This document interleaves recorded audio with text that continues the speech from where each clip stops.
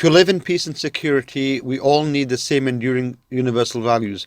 Common values remove barriers and bring people together, whatever their background. If individuals are good, then society will also be good.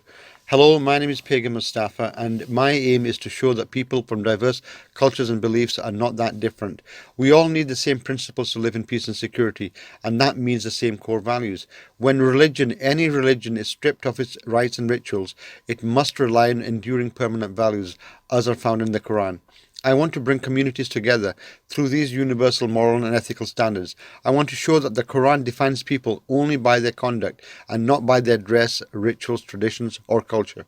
To overcome fear and suspicion prevalent in society, we have to expose these misconceptions so that people will see Islam not as a religion, but as a complete and viable socio-economic system that it really is. To further this cause, I have prepared an exposition of the Quran called The Quran, God's Message to Mankind. Please go on to website www.signet.co.uk to read this online or to buy a copy. While religions give the evil absurdities of the world a noble framework, nationalism and racism are equally repugnant ideas of superiority that all intelligent people should reject. This is why Islam is a challenge to religion and any ideology that holds back or obstructs human progress. Religions conflict with each other and can never truly be reconciled. It is Islam that harmonizes societies and its people. It is discipline and self-restraint, the rules of life that give true and continuing freedom. All people, irrespective of their differences of culture, race, or gender, need the same core values to prosper. Shylock's speech in Shakespeare's Merchant of Venice explains this eloquently. The Merchant of Venice is a play that focuses on love and revenge in a world of religious intolerance between the Christian and Jewish population of Venice. Shylock speaks and goes on to point out that Christian and Jews are unified by their common humanity, despite their different religions. After a Christian has eloped with his daughter and the pair have made off with some of his money, Shylock confronts two taunting Christians. When they have finished their scorn, they ask whether Shylock seriously intends to take, as an agreed part of a written contract, a pound of Antonio's flesh if the merchant defaults on his loan. Shylock confirms that he is serious about this, especially given his recent indignities at the hands of Christians. The Christians of the story universally assume that they are nobler species than the Jews are, but Shylock insists that they are no more pure than the Jews, and Jews no less human than the Christians. From this story, both Jews and Christians, as should we all, have lessons to learn about humanity and humility. And Shylock's speech is this. He says, I am a Jew. Hath not a Jew eyes? Hath not a Jew hands, organs, dimensions, senses, affections, passions, fed with the same food, hurt with the same weapons, subject to the same diseases, healed by the same means, warmed by and cooled by the same winter and summer as a Christian is? If you prick us, do we not bleed? If you tickle us, do we not laugh? If you poison us, do we not die? And if you wrong us, shall we not revenge? If we are like you in the rest, we resemble you in that.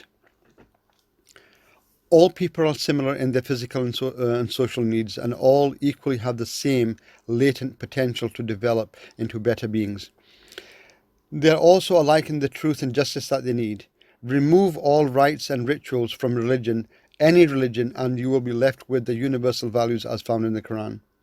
At the end of the day, it is the common universal values will remove fear and turmoil to create the peace and security we all need. It has to be pointed out, however, that instead of using reason and good conduct to raise himself, Shylock ended his speech with a disturbing pledge that he will behave as badly as his tormentors. Not only that, but he will better the instruction. By saying this, he degrades himself to a level far below those whom he despises. Shylock has expressed the very emotions that impede all human development. Examples of this can be seen throughout the world in all walks of life. This villainy is totally in conflict with the Quran that advises. The Quran says, not equal as the good response and the bad response. You shall resort with the best possible response. Thus the one who used to be your enemy may become your close friend.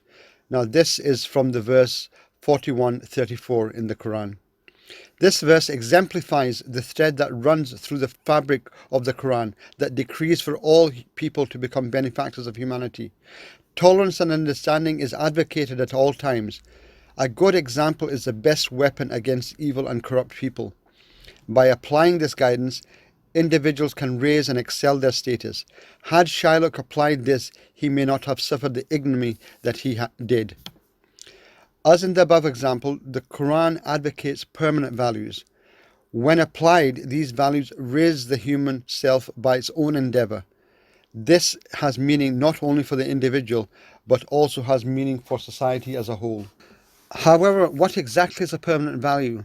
While a transient value can change with time or place, a permanent value is enduring. It holds true wherever it's applied.